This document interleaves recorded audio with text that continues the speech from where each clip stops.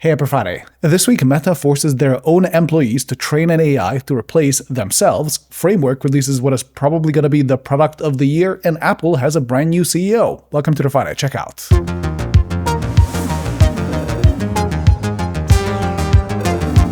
This video was sponsored by Here's. Okay, for my first story of the week, Reuters had one of the most dystopian reports in a while. Meta will start capturing employees' mouse movements and keystrokes for AI training data. It will also take occasional snapshot of the content on employees' screens, and the company does this to, quote, build AI agents that can perform work tasks autonomously. Quote, the vision we're building towards is one where our agents primarily do the work, and our role is to direct, review, and help them improve. In other words, the office workers are now going to start training AI directly to replace themselves. Like, that is the official company policy. This is basically the office workers' equivalent to hiring a taxi driver to start training an AI for a self-driving car. Meta has something like 78,000 employees, so I guess they can actually get a pretty substantial amount of training data this way, though such training is illegal in some countries in the EU, so it's probably not going to be for all employees. And when employees asked if there was a way to opt out, leadership said nope, this was essentially mandatory.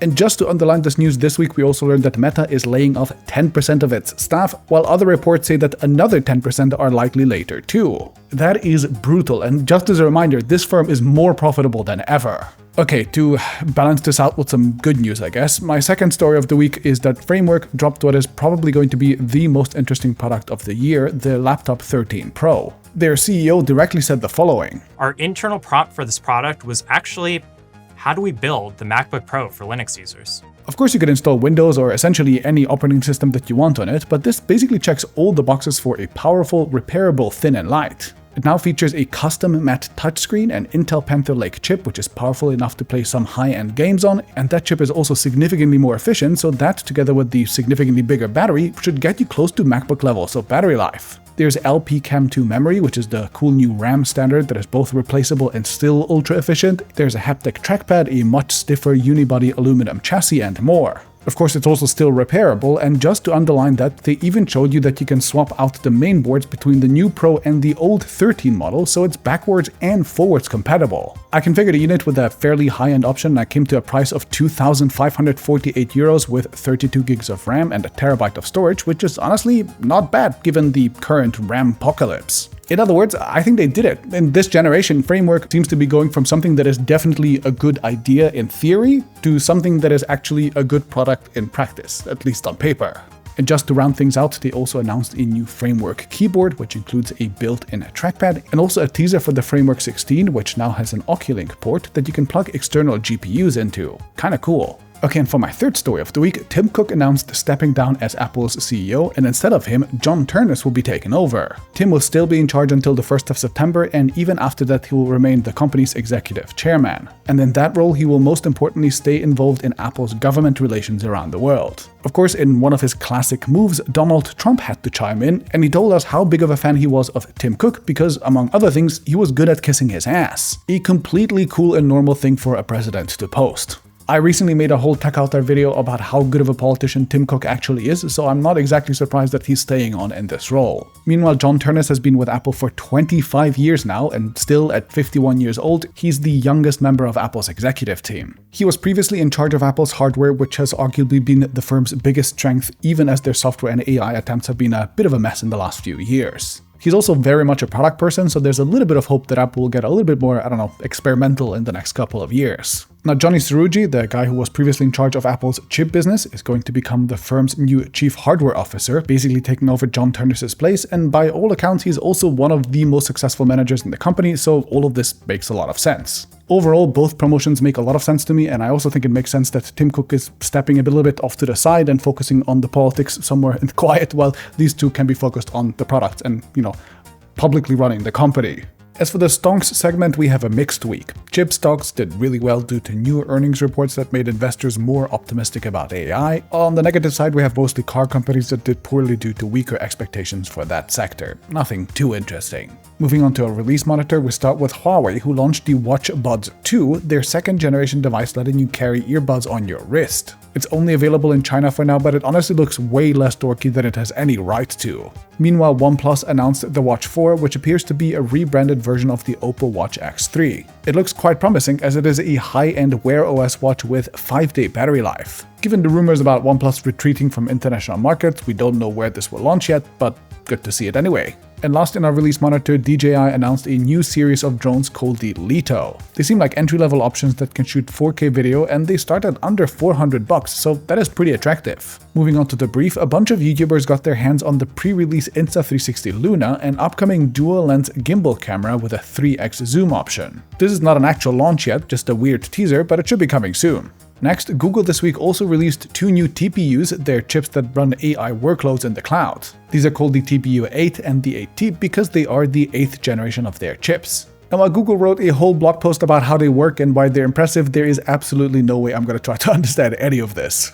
Meanwhile, talking of AI chips, Elon Musk admitted this week that millions of Tesla owners need upgrades for true full self-driving. This comes after years of him and Tesla explicitly saying that many of those buyers would be covered with existing hardware, so I would not be surprised if plenty of lawsuits were headed their way. Then also this week, OpenAI released a Codex Chronicle feature, which is basically Windows Recall combined with OpenClaw. Once installed on a desktop, it learns, quote, recent screen content, aka it takes and analyzes screenshots like Recall did, and it tracks everything that you do. But then, quote, with background computer use, Codex can now use all the apps on your computer by seeing, clicking, and typing with its own cursor. Multiple agents can work on your Mac in parallel without interfering with your own work in other apps. So the cursor that you're seeing in this demo would be operated by Codex itself. So you would install an AI that would see, understand, and remember everything that you do, essentially, and then it could also go and use all of your apps and click around and send messages and do whatever it wants on your behalf.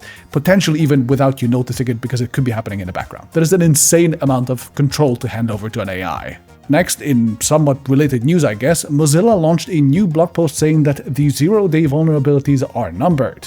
They tested the much-hyped Claude Mythos cybersecurity tool, and it found 271 vulnerabilities in the latest Firefox release, which the company could then patch. They say Mythos Preview is every bit as capable as elite cybersecurity researchers, but it can do the work right away instead of needing many months. So I guess that's a good thing, or is it a bad thing? I don't know. I guess I'm having an existential crisis. Like, if we're all frogs that are slowly being boiled, I feel like the water around us sure feels like it's really boiling recently. Anyway, moving on to some good news, this week we learned that Europe's EV sales surged 51% in March, driven by what else but our most recent fossil fuel crisis. EVs now make up about 22% of car sales in the continent's biggest market, and more growth is expected. Then, in related news, China's CATL, the world's largest battery maker, announced that they're launching sodium-ion batteries in EVs in 2026, so this year, and that they're aiming for 370 plus miles of range. Sodium-ion is perhaps the next big battery type that skips lithium altogether, and it's supposed to be much cheaper and safer, but it has been pushed off for now because the energy density was just too low for now. But if they finally got to 300 plus miles of range, then it means that CATL might have finally cracked the code,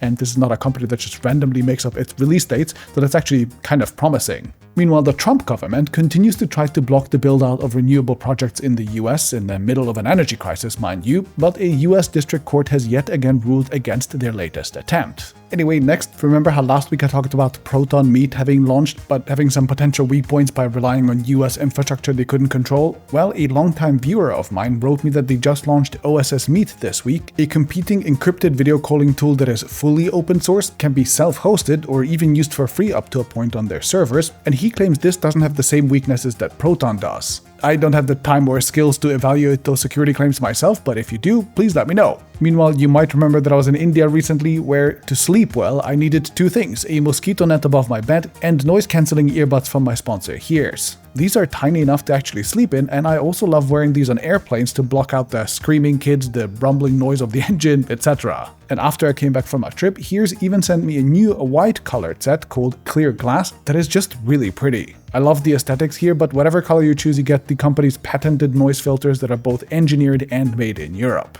You get 20 to 25 decibels of noise cancelling depending on which model you get, and this is certified according to American, European, and Australian hearing protection standards. I don't have the equipment to measure that myself, but what I can say is that on a plane, the Plus model are roughly as good at cancelling out noise as my Nothing Ear 1 earbuds, which have what I would call entry-level active noise cancelling. That's already very noticeable, but unlike the big earbuds, the Hears do this passively. They don't need a battery or electronics, and they can be comfortably worn for hours. Better yet, they're specifically designed to block out frequencies evenly, so you could be, for example, at a concert and hear everything that is playing without muffling the original sound. It's just quieter and thus safer for your ears. According to the World Health Organization, a whopping 20% of the population have some form of hearing loss, and once your hearing is damaged, there is no way to get it back. And it's not just old people either. There's something like 97 million people under 20 who have hearing loss. You get 4 tip sizes in the box to fit your ears, and all of these are also very easy to clean so you don't have to use disposable buds, and I like that they come in a tiny case that you can have with you all the time. And with my link in the description, you'll even get 20% off if you buy 2 sets. That is hears.com/Friday checkout, also linked in the description. Be nice to your ears, and I'll see you next week.